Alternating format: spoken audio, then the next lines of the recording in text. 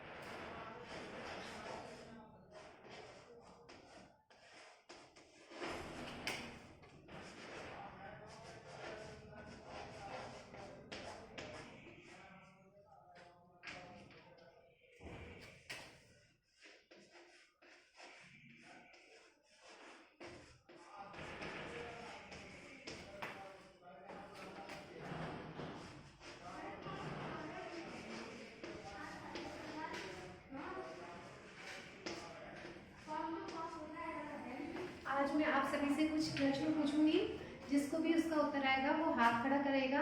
कोई भी सामूहिक रूप से उत्तर नहीं देगा।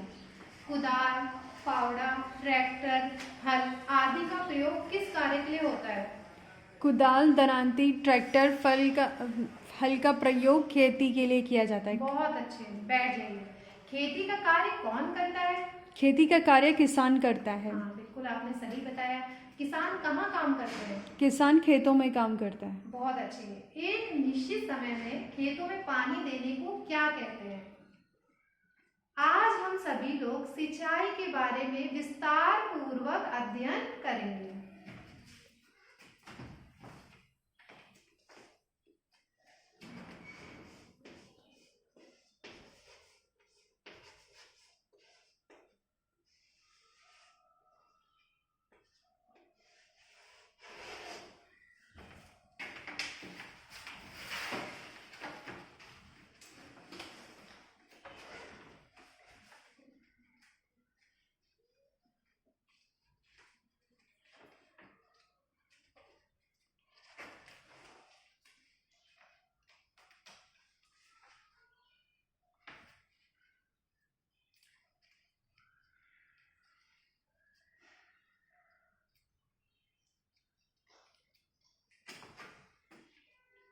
प्रस्तुत चार्ट में आपको क्या दिखाई दे रहा है?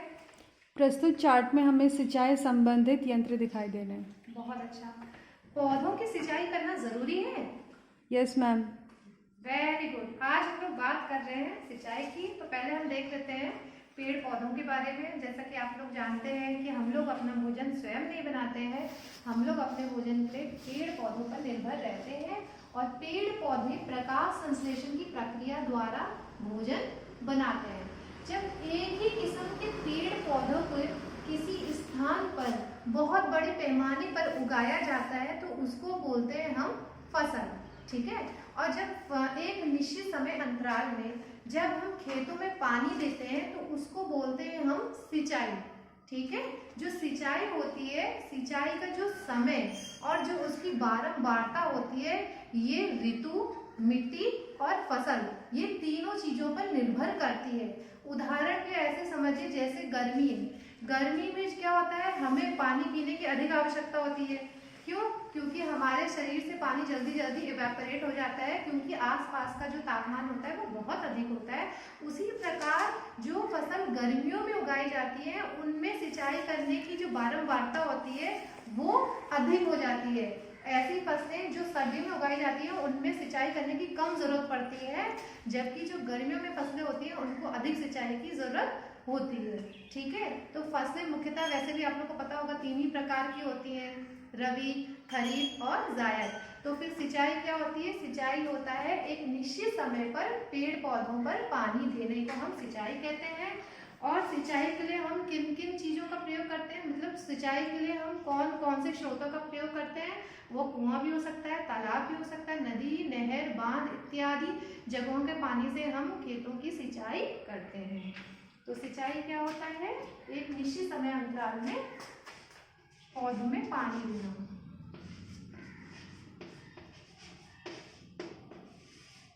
सिंचाई क्या है, एक निश्चित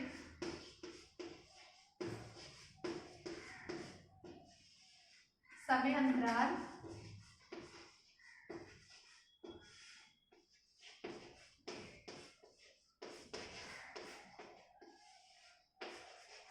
में खेतों में पानी देने को कहते हैं।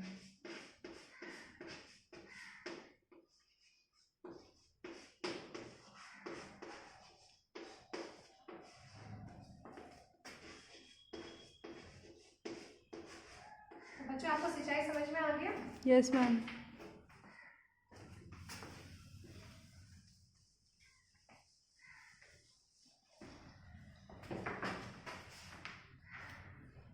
सिंचाई के लिए हम किन किन स्रोतों का प्रयोग करते हैं? सिंचाई के लिए हम तालाब का, कुएं का, नदी का आदि का इस्तेमाल करते हैं। बहुत बढ़िया। अच्छा, फसलें कहाँ उगती है? फसलें खेतों में उगती हैं। बहुत बढ़िया। अब हम बात करते हैं सिंचाई के लिए जो पारंपरिक स्रोत यूज किए जाते थे वो कौन कौन से थे। तो पारंपरिक जो स्रोत सिंचाई के लिए यूज किए जाते थे उनमें से आज हम पहला पढ़ेंगे, वो है आपका मोट। ठीक है, मोट जो विधि होती है इसमें क्या होता है, जो कुआं होता है उसके ऊपर एक घिरनी लगाया जाता है। ये जो घिरनी होता है ये लोहे का होता है और ये एक गोल रंग होता है। ठीक है, इसके ऊपर चमड़ा या फिर जो है रस्सी लगा दी जाती है और उसके एक सिरे पे मटका या फिर बाल्टी को बांध दिया जाता है। इस मटके को कुएं के अंदर फेंका जाता है। जब ये मटका भर जाता है तो दूसरी छोर से इसको खींचा जाता है। फिर इस पानी को कुएं के पास बनी हुई नाली में गिरा दिया जाता है और इन नालियों से होते हुए पानी खेतों तक पहुंच जाता है। तो ये जो मोट है ये जो है पुराने जमाने में खेतों की सिंचाई करने के लिए प्रयोग किया जाता था। इतना आपको समझ में आया? Yes ma'am. बहुत अच्छा। मोट क्या है, पारंपरिक विधि है सिंचाई की।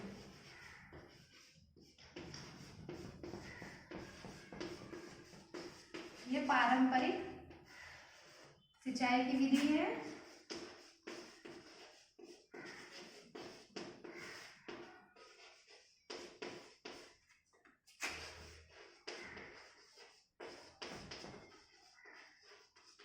इसमें क्या होता था, इसमें एक घिरनी, इसमें घिरनी का प्रयोग होता है।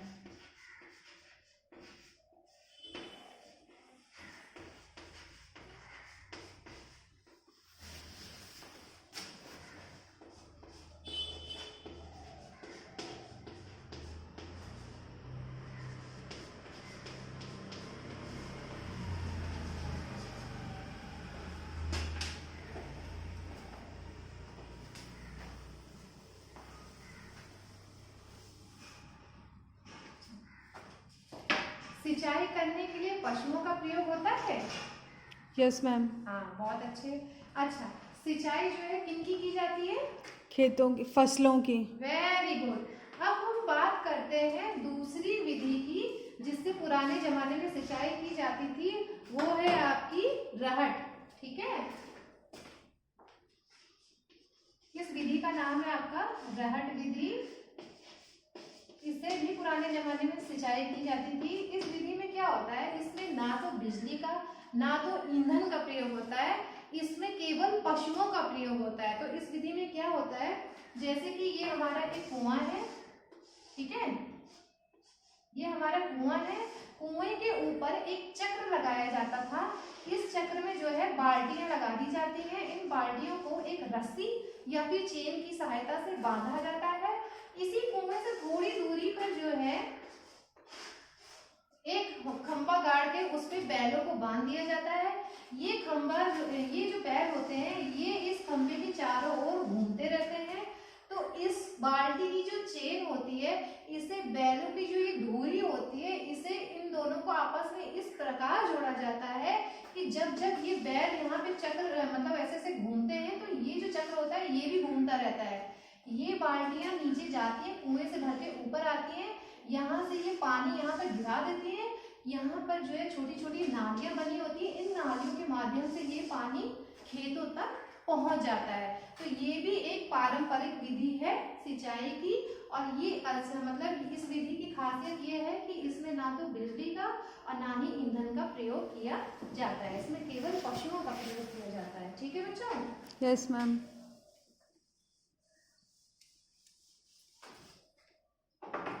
तो जो रहट विधि है इसमें ना तो बिजली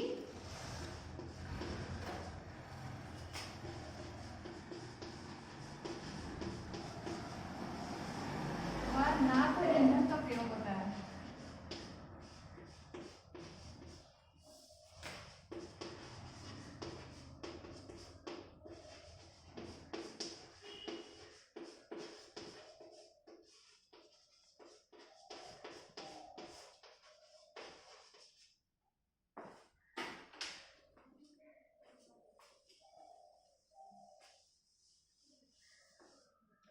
अच्छा, किस ऋतु में सिंचाई करने की बारंबारता बढ़ जाती है?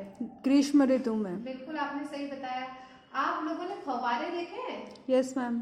बहुत अच्छा। अब हम बात करते हैं कि वर्तमान समय में सिंचाई के लिए कौन सी विधि का प्रयोग किया जाता है। तो उनमें जो हम पहली विधि पढ़ेंगे वो है आपकी छिड़काव तंत्र। ठीक है, इस विधि में क्या होता है, इसमें एक कुआं होता है और उसके ऊपर एक जेट पंप या फिर मोटर लगा दी जाती है, जिससे एक मुख्य पाइप लगा हुआ होता है। ये जो मुख्य पाइप होता है ये आगे जाकर कई सारे पाइपों से जुड़ा हुआ होता है, और ये जो पाइप होते हैं ये वर्टिकली मतलब होते हैं, ये वर्टिकली उपस्थित होते हैं और ये एक दूसरे से समान दूरी पर उपस्थित होते हैं।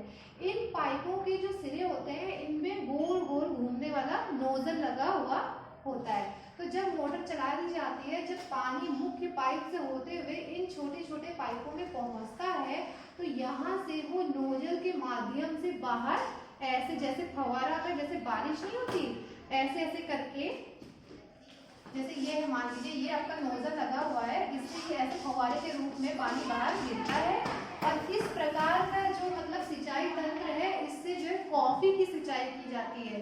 जो कॉफी की खेती होती है उन खेतों में जो है सिंचाई करने के लिए छिड़काव तंत्र का ही प्रयोग किया जाता है। ठीक है बच्चों? और सबसे अच्छी बात ये भी है कि जो छिड़काव तंत्र है ये केवल वहीं पे की जाती है जहां पे भूमि असमतल होती है। तो छिड़काव तंत्र ये आधुनिक विधि है सिंचाई की। छिड़काव तंत्र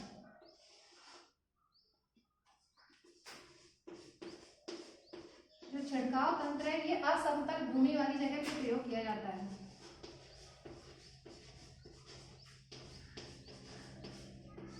इससे असमतल भूमि की सिंचाई की जाती है।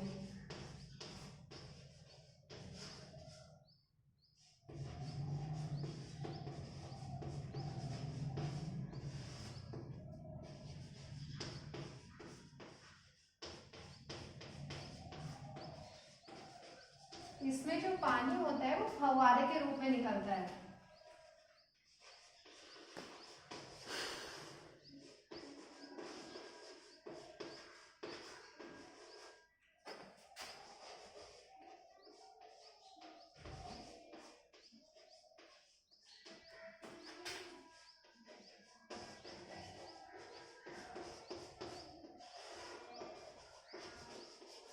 तो छिड़काव तंत्र आप सभी को समझ में आया? Yes ma'am.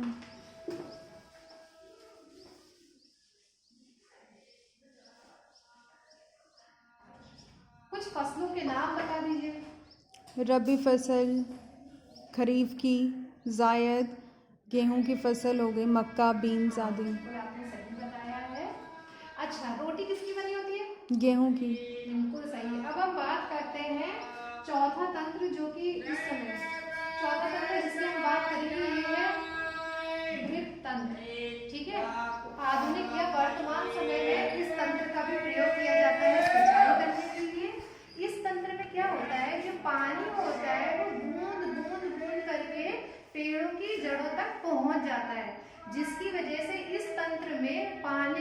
पानी बिल्कुल भी व्यर्थ नहीं होता है। और इस प्रकार की जो सिंचाई है ये उन क्षेत्रों में की जाती है जहाँ पानी की बहुत ज़्यादा कमी होती है, ठीक है। और सिंचाई करने के लिए और उन पेड़ों की जाती है जो फलदार वृक्ष होते हैं और जो मतलब जिनसे हमें फल मिलते हैं, ऐसे वृक्षों की इससे सिंचाई की जाती है, ठीक है। तो जहाँ पे पानी कम मात्रा में उपलब्ध होता है वहाँ पे ये सिंचाई सबसे अच्छी मानी जाती है, ठीक है बच्चों। तो आपका चौथा जो हम पढ़ रहे हैं ये है आपका ड्रिप तंत्र।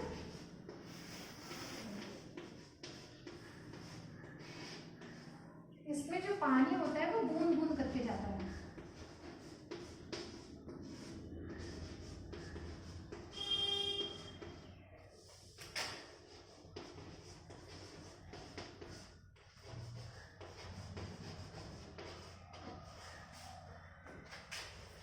बूंद बूंद करके जड़ों तक पहुंचता है।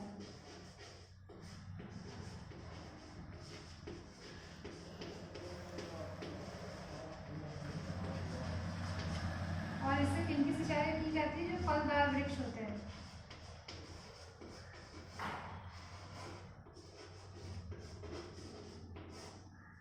और जहाँ पे पानी की बहुत कमी होती है वहां पे जो इस प्रकार की सिंचाई का प्रयोग किया जाता है। इतना आप सभी को समझ में आया? Yes ma'am.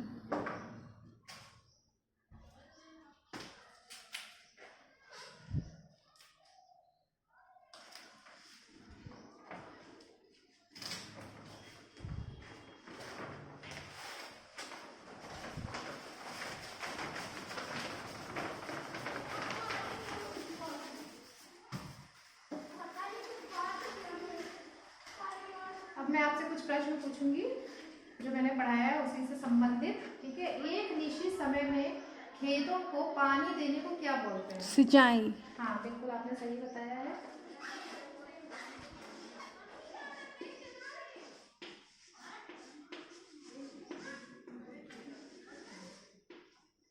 घिरनी का प्रयोग कौन से सिंचाई तंत्र में होता है? रोहट में। कोई और बताए?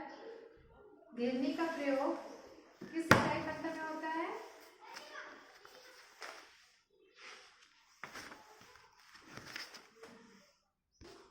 मैम मोट में। हाँ बिल्कुल आपने सही बोला है।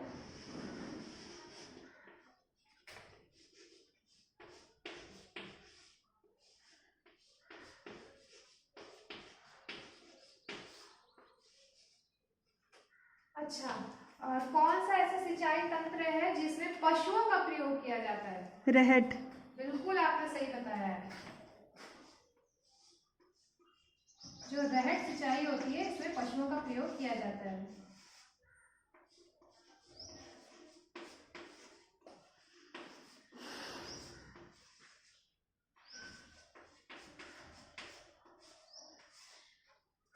फव्वारे जो है किस सिंचाई तंत्र में आते हैं? छिड़काव तंत्र में। हाँ बिल्कुल आपने सही बताया, शाबाश।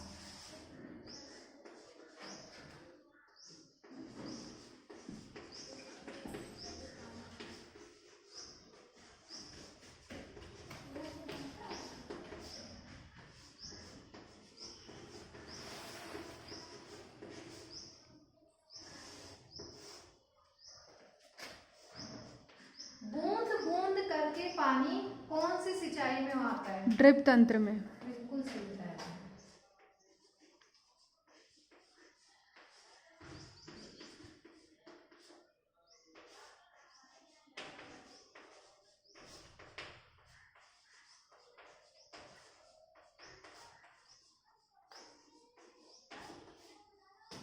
इतना आप सभी को समझ में आ गया ना? Yes ma'am. एक निश्चित समय पे खेतों में पानी देने को बोलते हैं सिंचाई।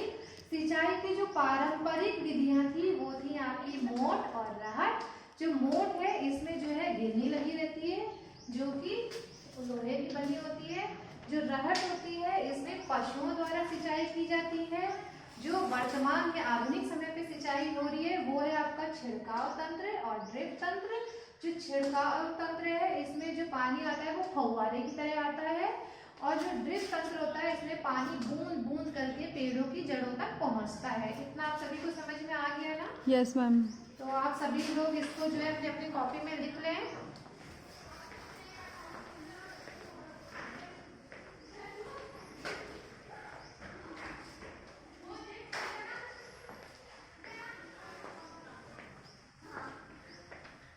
लिख लिया आप सभी ने? Yes ma'am.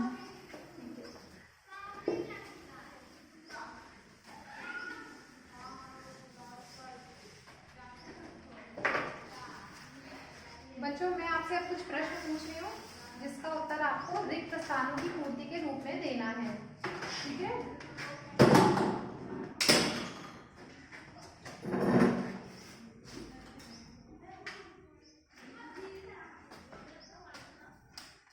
सिंचाई डैश की जाती है? फसलों की।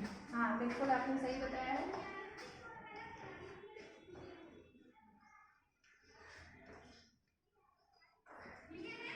मोट व रहट सिंचाई के पारंपरिक तरीके हैं।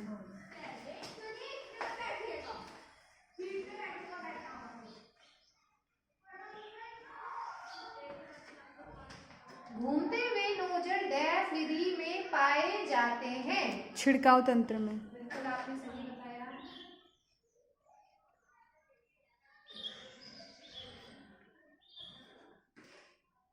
ड्रिप विधि में पानी डैश करके सीधे पौधों की जड़ों पर जाता है? पानी कैसे जाता है उसमें? नालियों के जरिए नहीं। पानी मतलब ड्रिप तंत्र में पानी कैसे जाता है जड़ों तक? हाँ बताइए कोई। ड्रिप विधि में पानी बूंद बूंद करके सीधे पौधों की जड़ों पर जाता है। बिल्कुल आपने सही बताया, वेरी गुड, बैठ जाइए।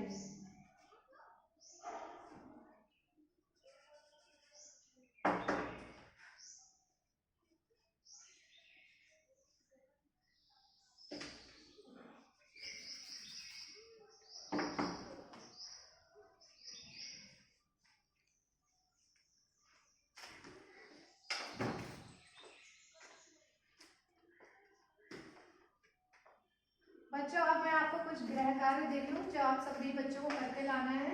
जो आज मैंने पढ़ाया है उसी से संबंधित है ये आप लोग का गृह कार्य।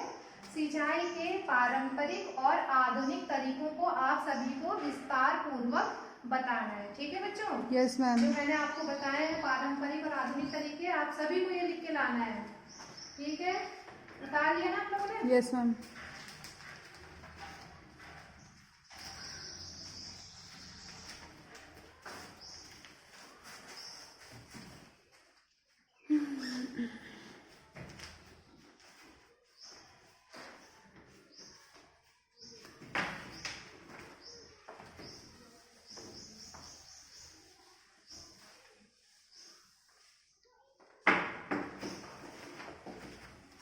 Thank you class. Welcome ma'am.